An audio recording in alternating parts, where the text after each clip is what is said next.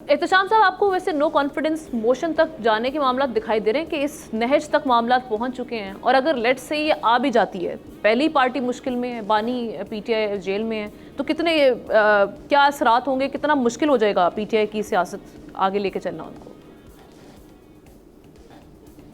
دیکھیں آمنہ، اس وقت کی جو صورتحال ہے وہ تو بڑا واضح طور پہ بتا رہی ہے کہ ایک طرف تو ہم دیکھ رہے ہیں کہ پولیٹیکل سپیس جو پی ٹی آئی کو نہیں مل رہی، بانی پی ٹی آئی کی مشکلات ہیں، مقتدر کے ساتھ لڑائی ہے، دو سیاسی جماعتوں کو ماننے کے لیے تیار نہیں ہے، حکومت کے ساتھ معاملات طے نہیں ہو رہے۔ ایک ایلیمنٹ ان کا جو مشکلات پیدا کر رہا ہے بہت زیادہ، وہ ہے ان کی پی ٹی آئی کی حکومت جو تیسری مرتبہ حکومت میں تو آ گئی تھی اور بڑی ایکسائٹڈ تھی، لیکن شاید اس کو اندازہ نہیں تھے کہ وہ کتنے کڑے امتحان سے اس کو گزرنا پڑے گا۔ اور پھر ایک بات کہی جا رہی ہے کہ یہ جو بھی ٹاسک فورس کا ظاہر شاہ ذکر کر رہے ہیں، ایک کمیٹی نہیں، ایک ٹاسک فورس تھی، اور ٹاسک فورس میں پہلے یہ طے کیا گیا تھا کہ کرپشن اقربا پروری اور یہ بیوروکریسی کے ساتھ مل کے جو پیسہ بنایا جا رہا ہے اس کو انرتھ کریں گے، اس کو چینج کر کے گڈ گورننس کا نام دے دیا گیا۔ اور پھر یہ ہے کہ دو آدمی انیشلی جو رکھے گئے،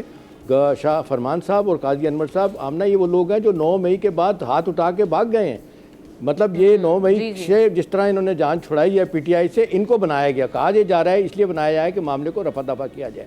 لیکن شکیل خان کے الزامات اتنے سخت ہیں، ایسے ہیں کہ جس کو کہا جا رہا ہے کہ بانی پی ٹی آئی نے اون کیا، جس کی بنیاد آپ کو یاد ہے جو پریس کانفرنس کروائی گئی، ظاہر شاہ کو یاد ہوگی، ان کو ایک ریٹن فارم میں ایک چیز لکھ کے دی گئی کہ آپ نے یہی پڑھنا ہے، لیکن اس کو انہوں نے نہیں پڑھا اور انہوں نے اپنی باتیں جو کرنی تھی کر دی، تو ایک بچال انہوں نے پیدا کر دیا۔ ایک وجہ یہ بن رہی، دوسری وجہ آمنہ وہاں پہ یہ بن رہی، کہا جا رہا ہے کہ میری کچھ لوگوں سے آج بات ہوئی ہے، وہ کہتے ہیں کہ یہ پہلی مرتبہ ہوا ہے کہ اس مرتبہ جو کیبنٹ بنی تھی اس میں جو پچھلی مرتبہ میں کیبنٹ میں جو لوگ تھے نا، اچھے شہرت والے، ان کو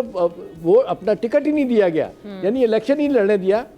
تاکہ وہ کابینہ میں آ سکیں۔ ایک تو یہ بھی وجہ بنی۔ اب فوری طور پہ جو مسائل پیدا ہو رہے ہیں اس لیے پیدا ہو رہے ہیں کہ جس طرح ذکر کیا گیا گروپس بن گئے ہیں۔ ابھی دیکھیں کہا جا رہا ہے ایک ڈپٹی اسپیکر جو ہیں، زیادہ جانتے ہوں گے، محمود جان ان کا نام ہے، وہ بھی پیچھے پڑے ہوئے ہیں، آپ شکیل خان ہیں، اکبر ہے، باقی لوگ بھی ہیں۔ تو ان ساری صورتحال میں کارکردگی کی بات ہے وہ جو نہیں سامنے آ رہی۔ اب دیکھنے والی بات یہ ہے کہ اتنی مشکل صورتحال سے گزرنے کے بعد کیا واقعی لوگ اکٹھے ہو جائیں گے خلاف؟ میرا خیال ہے آمنہ اگر وہ ہو جاتا ہے تو پھر تو جس کو کہتے ہیں نا، وہ تو آخری طرف کا پتہ ہوگا جو میرا خیال ہے پی ٹی آئی کے لیے مشکلات پیدا کرے گا۔ اور میرا بظاہر نہیں لگتا، مجھے لگتا ہے کہ اس کو روکنے کی شاید بانی پی ٹی آئی بھی کوشش کریں گے، کیونکہ ایک ہی رہ گئی حکومت جہاں پہ رہ کے وہ کچھ کر سکتے ہیں۔ ان کے لوگ یہاں سے بھی آپ دیکھ لیں، بہت سارے لوگ پنجاب سے وہاں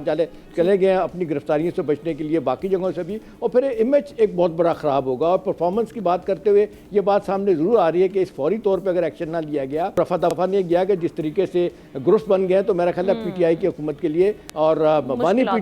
ٹی آئی کے لیے بہت مشکلات پیدا ہوں گی، جو پہلے اور آج انہوں نے ایک سخت بیان پھر بانی پی ٹی آئی نے دیا ہے۔ وہ جو لوگ کہہ رہے ہیں کہ جی ایک مرتبہ پھر انہوں نے لائن چینج کیا، جو جس طرح باتیں کی گئی ہیں، اور آپ نے دیکھا حکومتی اہلکار جو بیرسٹر عقیل ہیں، انہوں نے جو پریس کانفرنس کیا وہ بڑی سخت ہے۔ وہ کہتے ہیں آج کے بعد کوئی پی ٹی آئی سے باتیں نہیں ہوگی کیونکہ ہندوستان کے ساتھ یہ باتیں کر رہے ہیں۔ اور رؤف صاحب، جو رؤف حسن صاحب ہیں، ان کی وہ بات بڑی مشہور ہے جس میں انہوں نے کہا تھا کہ جی آرمی چیف جو ہے نہ صرف ہارڈ لائنر ہے بلکہ ہندوستان کے بہت خلاف ہیں۔ ہم نے ہندوستان کے خلاف آپ میں سارے لوگ ہیں جنہوں نے ہمارے خلاف جو کچھ کیا ہے، لہٰذا یہ ساری چیزیں پی ٹی آئی کو بھی بدنام کر رہی ہیں۔ تو میرا خیال ہے ایکشن فوری طور پہ لینے کی ضرورت ہے، پارٹی کو بچانا ہے، اپنا پی ٹی آئی کی سطح پہ اور فیڈرل سطح پہ اپنے وقار کو بڑھانا ہے تاکہ معاملات بہتر ہو سکیں۔ جی صحیح، ٹھیک ہے۔